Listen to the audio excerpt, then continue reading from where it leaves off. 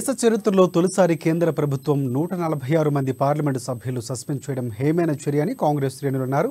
ఎంపీలు సస్పెండ్ చేయడాన్ని నిరసిస్తూ మహబూబ్ నగర్ జిల్లా కేంద్రంలో కాంగ్రెస్ పార్టీ ఆధ్వర్యంలో ధర్నాకు దిగారు. బీజేపీ ప్రభుత్వ పార్లమెంటు వ్యవస్థను అపహాస్యం చేసే విధంగా 146 మంది సభ్యులు సస్పెండ్ చేసిందని చెప్పారు. ఎంపీలు సస్పెండ్ చేయడం అంటే దేశ ప్రజల్లో అవమానించడమే అవుతుందని మండిపడ్డారు.